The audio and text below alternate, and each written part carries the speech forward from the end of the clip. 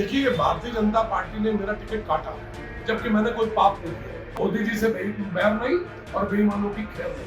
मैं कोई निर्णय लूंगा, 1 साल तक मैं ठंडा होकर बैठूंगा, वेट एंड वॉच। कांग्रेस में जो गद्दारी करते हैं, बेईमान छल प्रपंची, अपने ही लोगों को हरवाते हैं, ऐसे लोगों के खिलाफ कार्रवाई नहीं होती है। अनुशासन नाम की चीज कांग्रेस में बिल्कुल नहीं है। शादी करता है कोई मुस्लिम और उसके बाद किसी हिंदू लड़की को ले जाता है तो वो भी उसकी पत्नी कहलाती है, उससे भी निकाह किया जाता है, तो इससे महिलाओं का शोषण होता है। ये 3 तलाक की जो प्रथा है, ये भी बहुत दुर्भाग्यपूर्ण है।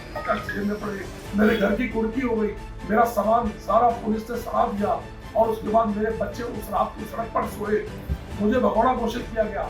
मैंने विधानसभा में घुसकर 20 जनवरी 2014 को अपनी मेंबरशिप बचाई, कष्ट भोग के यहाँ तक पहुंचा।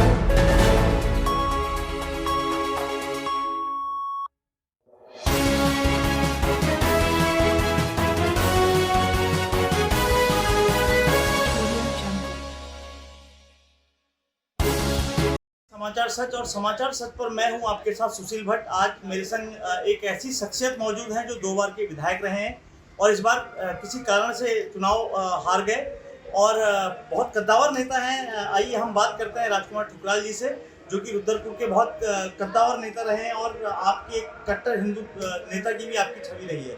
तो ठुकराल जी, आपसे जानना चाहते हैं कि इस बार क्या कारण रहा कि आप मतलब तीसरे नंबर पे रह गए, क्योंकि बड़े जोर शोर से माना जा रहा था कि राजकुमार ठुकराल निश्चित रूप से, कईयों को तो लग रहा था कि आप ही यहाँ से विधायक, मतलब जो माहौल था वो आपके पक्ष में था। देखिए, भारतीय जनता पार्टी ने मेरा टिकट काटा जबकि मैंने कोई पाप नहीं किया, आज तक कोई घोटाला नहीं किया, आज तक मेरे ऊपर कोई आरोप नहीं है, लेकिन फिर भी मेरा टिकट काटा। एक षड्यंत्रकारी छल प्रपंची टिकट पाने में कामयाब हो गया। तो मेरे समर्थकों ने कहा कि इलेक्शन लड़ना है, हम किसी पार्टी में नहीं गए और मैंने कहा मैं मोदी जी की बुराई नहीं करूंगा, बीजेपी की बुराई नहीं करूंगा। बीजेपी ने मुझे राजनीतिक जन्म दिया है, तो मैंने ये 2 कंडीशन रखी अपने समर्थकों के आगे, मोदी जी से बैर नहीं और बेईमानों की खैर नहीं। और भाजपा जिसने मुझे पहचान दी है, मैं उसके खिलाफ नहीं बोलूंगा। मैं अपने दम पर आजाद चुनाव लड़ा, मुझे 27,000 लोगों ने स्वीकार किया, जनादेश का सम्मान करता हूँ। लेकिन 14 तारीख को पोलिंग थी और 12 तारीख को ऐतिहासिक रैली रुद्रपुर में हमारे द्वारा निकाली गई, हमारी टीम के द्वारा। इतनी संख्या पूरे उत्तराखंड राज्य में कहीं पर भी नहीं हो पाई जितनी संख्या रुद्रपुर में हमारी रैली में थी। लेकिन रैली के बाद सारे इलाके के नेताओं के होश उड़ गए। कांग्रेस के लोगों ने भारी मात्रा में बीजेपी में मतदान कर दिया। वो कांग्रेस के नेता जो बार बार मुझसे चुनाव हार रहे थे, उन्होंने कहा इस बार बदला लेने का टाइम आ गया, तो उन्होंने बीजेपी को वोट डाल दिया। 10,000 से अधिक वोट। मैं चुनाव का टिकट कटने से पहले तक सब जगह कमल के फूल के लिए अपना बीजेपी के लिए वोट मांग रहा था। मैंने कोई पाप नहीं किया, मेरा टिकट काटा गया, मुझे उम्मीद नहीं थी कि मेरा टिकट कटेगा। क्या आपका घर वापसी का कोई अभी प्लान है, कोई योजना है आपकी? मेरी अभी कोई योजना नहीं है, कोई सम्मान देगा तब बातचीत की जाएगी, अभी ऐसा कुछ नहीं है।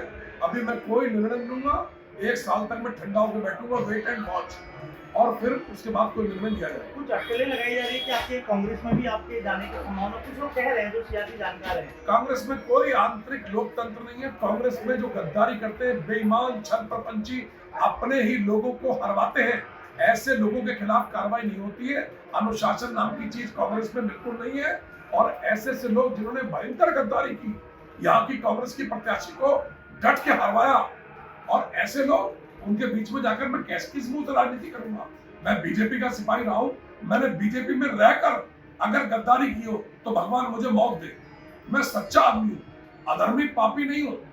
मैं बीजेपी से रिजाइन देकर अलग हुआ और मैंने कोई भीतरघात नहीं किया। मैं अपना चुनाव लड़ा, मुझे उन 27,000 लोगों ने आशीर्वाद दिया, मैं ऋणी हूँ, हमेशा उनकी काम आता है। अच्छा, यूनिफॉर्म सिविल कोड के बारे में क्या कहना चाहिए कि जिसको जो हमारी जो राज्य सरकार है, जो हमारे जो मुख्यमंत्री हैं, कह रहे हैं कि यहाँ यूनिफॉर्म सिविल कोड को लागू किया जाएगा।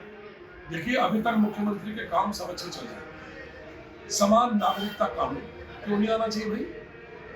आप शादी करता कोई मुस्लिम और उसके बाद किसी हिंदू लड़की को ले जाता है तो वो भी उसकी पत्नी कहलाती है, उससे भी निकाह किया जाता है, तो इससे महिलाओं का शोषण होता है। ये 3 तलाक की जो प्रथा है, ये भी बहुत दुर्भाग्यपूर्ण है।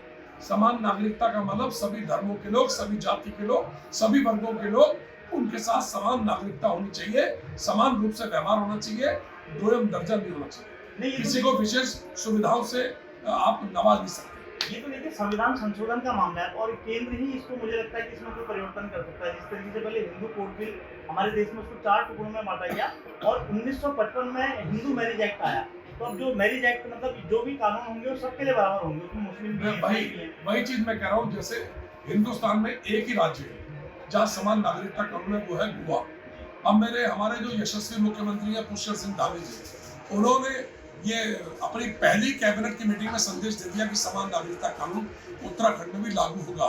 उसके लिए विशेषज्ञों की टीम बन रही है, रिटायर्ड जज है, माननीय न्यायमूर्ति है, वो उसमें सम्मिलित रहेंगे और सब लोगों से विचार विमर्श करके एक मसौदा तैयार करके उसको विधानमंडल के पटल पर लाए। नहीं, धामी जी के पास कोई संवैधानिक अधिकार है, क्योंकि मैं इसलिए कहना चाह रहा हूँ क्योंकि देखिए जो गोवा है पुर्तगालियों के समय से वहाँ ये सब चीज लागू है और जब गोवा जो एक ऐसा राज्य है कि जो बाद में देश में मिलाया गया एक अलग मतलब पुर्तगालियों को वहाँ पर राजा अंग्रेजों के बाद भी, और क्योंकि केंद्र का मामला है। देखिए संविधान संशोधन के बाद ही जो यूनिफॉर्म सिविल कोड है उसको लाया जा सकता है। जी देखिए गोवा में जिस प्रकार से हुआ ठीक उसी प्रकार से उसी की तर्ज पर उत्तराखंड में भी ऐसा होने वाला है।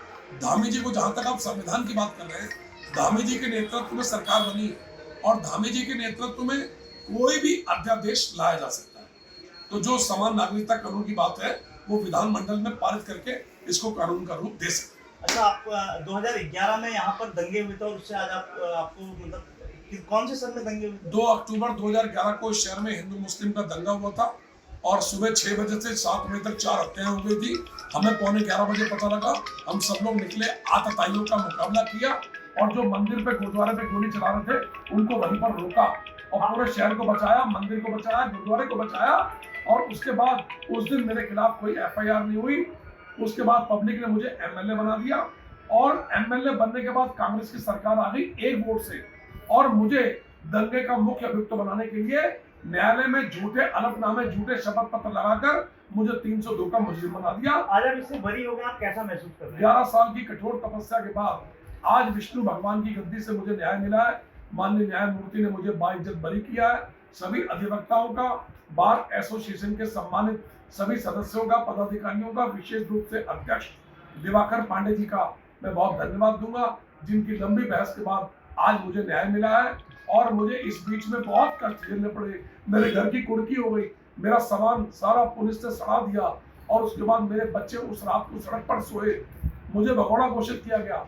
मैंने विधानसभा में घुसकर 20 जनवरी 2014 को अपनी मेंबरशिप बचाई, कष्ट भोग के यहाँ तक पहुंचा हूँ। जनता का बहुत शुक्रिया, सभी लोग जिन्होंने प्रत्यक्ष अप्रत्यक्ष मुझे सहयोग किया, आज उनकी वजह से मैं बरी हुआ हूँ। सबका बहुत बहुत धन्यवाद। आपका बहुत बहुत धन्यवाद। ये थे राजकुमार ठुकराल, एक मतलब एक जो हिंदू नेता की इनकी छवि है और एक दबंग नेता की भी छवि है और रुद्रपुर के बहुत बड़े नेता हैं। और अब देखना होगा कि अब ठुकराल जी का राजनीतिक भविष्य, मुझे लगता है कि क्योंकि भाजपा के कद्दावर नेता रहे और निश्चित रूप से कहीं ना कहीं घर वापसी का उनका अब आने वाले समय पर, क्योंकि अभी वो वेट एंड वॉच की बात कर रहे हैं। आप देखते रहिए समाचार सच और इन्हीं कई अन्य ताज़ा तरीन खबरों के लिए आप जुड़े रहिए हमारे साथ। नमस्कार।